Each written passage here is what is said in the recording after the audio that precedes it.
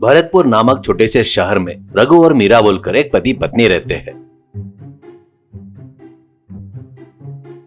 रघु उस गांव में एक फैक्ट्री में वेल्डिंग मशीन से काम करते रहता है।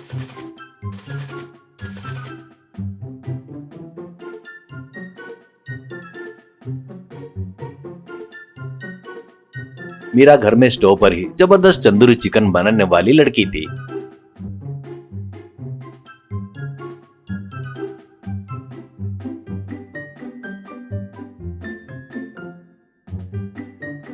वो दोनों गरीब थे, पर उन दोनों के बीच में एक बड़ा सपना था। एक दिन उनका भी एक तंदूरी चिकन का स्टॉल रहना करके मीरा हमेशा रघु से कहते रहती थी। पर उन दोनों के सपने के बीच में आता था एक टूटा फूटा मिट्टी का चूल्हा। हर रोज शाम को रघु काम खत्म करके घर आते तक मीरा छोटे से चूल्हे के पास बैठकर पसीना पोंछते हुए खाना बनाते रहती थी। मीरा उस दिन भी खाना बनाकर चिकन लाकर रघु को देती है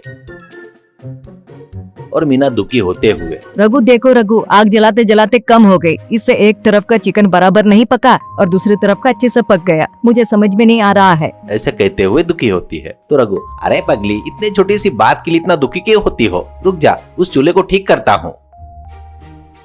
ऐसा कहते हुए मिट्टी के चूल्हे को ठीक करने के लिए बहुत ही कोशिश करता है रघु, पर वो कोशिश विफल हो जाती है और चूल्हा थोड़ा टूट जाता है।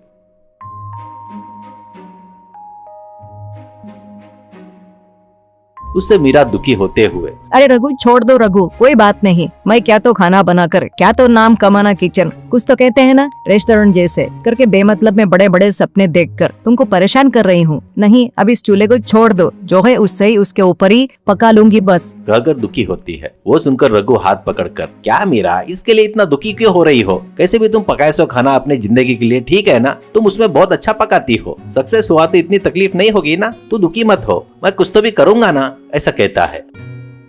रघु और मीरा के घर के सामने सुरेश बोलकर एक छोटा सा तंदूरी स्टॉल चलाने वाला रहता है।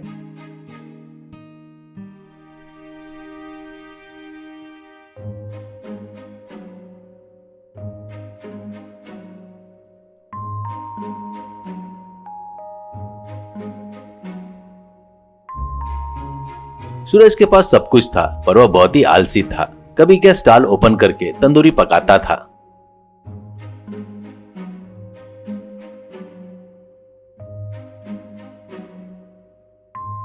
एक दिन मीरा सुरेश के पास जाकर, अरे सुरेश भैया, आप कैसे भी स्टार पर ज्यादा ध्यान नहीं दे रहे हो ना? मुझे दे दो ना महीने भर के लिए किराए से। मैं इसमें चिकन तंदूरी बनाकर बेचूंगी, तुमको हर महीने किराया भी दूंगी। ऐसा कहती है। वो बातें सुनकर सुरेश गुस्से से, क्या बात कर रही हो मीरा, क्या बात कर रही हो? जब चाहे तब पकाऊंगा, नहीं तो बंद कर दूंगा। ये मेरा स्टॉल है। वैसे भी तुम्हारे पास चूल्हा खरीदने के लिए पैसे नहीं है, तो तुम कैसे आकर मुझे हर महीने किराया देती करके बोल रही हो? देख, मैं खाना बनाना बंद किया तो मेरे पास काम दूंगा उतना ही, लेकिन मेरे स्टॉल में खाना पकाकर, वो भी तंदूरी चिकन पकाकर, क्या है तो रसोई वाली दीदी रहती है ना, वैसी फेमस हो जाना चाहती हो क्या? ऐसे बेमतलब का मत सोच, कहकर फालतू के चार बातें सुनाता है। इससे मीरा के आंखों में पानी आ जाता है। दूर से रघु ये सब देख रहा था।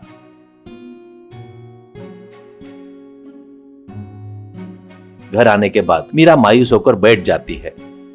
तो तुरंत मीरा से रघु, देख मीरा, तू मेरी हिम्मत है। मैं दूर से वो सुरेश बोल रहा सो बातें देख रहा था। तुम उसके बातों पर ज्यादा ध्यान मत दो। वो कभी काम नहीं करता है और काम करने वाले को एनकरेज भी नहीं करता है। उससे अपने को कुछ लेना देना नहीं है। तुम चिकन तंदूरी बना रही हो बस, ऐसा कहता है। मीरा, नहीं जी, मैं दुखी नहीं हूँ। वैसे भी उसने कुछ भी नहीं कहा ना। वैसे भी कोई भी कुछ बोले तो मैं दुखी नहीं हो रही हूँ। मेरे लिए तुम बिल्कुल दुखी मत हो। ऐसा कहते हुए अंदर कितना भी दर्द हो, ऊपर से पति का दिल नहीं दुखाना करके मीरा उस दर्द को बाहर नहीं दिखाती है। पर रघु अपने मन में, अरे पगली, मेरे लिए कितना सोच रही हो, तुम्हारे लिए कुछ तो भी करूंगा करके सोचते हुए वो दिन वैसे ही गुजर जाता है।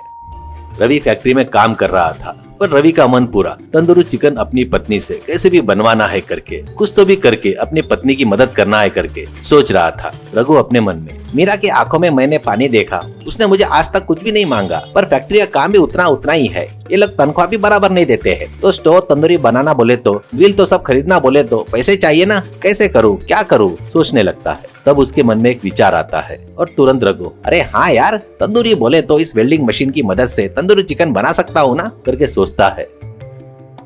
और शाम को घर आता है और मीरा को बुलाता है।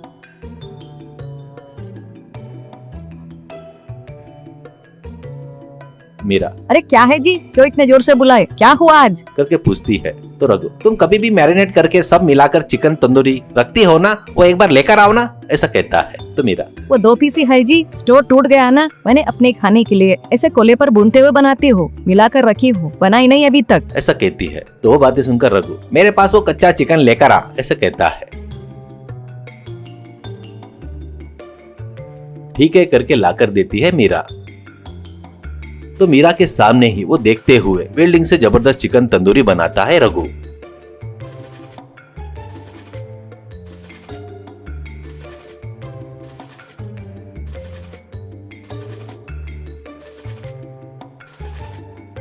वो देखकर मीरा की आंखें चमकने लगती है, उसको आश्चर्य होता है। तब मीरा तुरंत, अरे क्या है जो मैं देख रही हूँ, सच्ची है ना? तंदूरी चिकन आप वेल्डिंग मशीन से बना रहे हो क्या? बहुत बढ़िया है जी, कहते हुए खुश होती है। तो रघु, एक बार खाकर टेस्ट कैसा है बताओ मीरा, करके कहता है। मीरा एक पीस खाकर तुरंत, बहुत बढ़िया है जी, सच में ऐसा स्टाइल कहीं भी नहीं मिलेगा, बहुत ही टेस्टी है जी, बहुत बढ़िया सोचे आपके, कहते हुए खुश होती है। तुरंत रघु, देखो कल से 4 वेल्डिंग मशीन आ रहे हैं, वो हमारे फैक्ट्री में बगैर काम के पड़े हैं, तुम चिकन तंदूरी का स्टॉल ओपन कर लो, अपन तंदूरी चिकन बेच रहे हैं, ऐसे कहता है। बोले वैसे ही वो वेल्डिंग मशीन से चिकन तंदूरी बनाना शुरू करते हैं रघु और मीरा।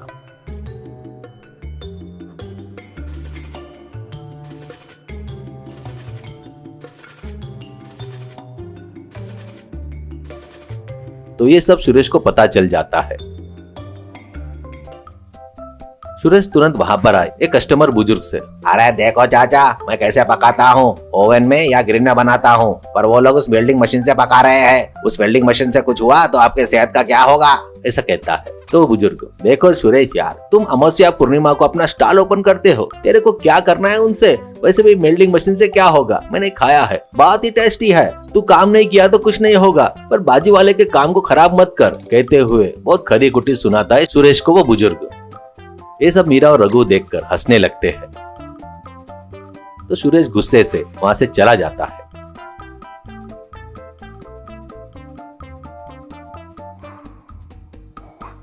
पर कुछ भी हो यार, वेल्डिंग मशीन वाला चिकन तंदूरी बहुत ही फेमस हो गया। सोचा वैसे ही मीरा का सपना पूरा हुआ। रघु और मीरा बहुत खुशी से जीने लगते हैं तब से।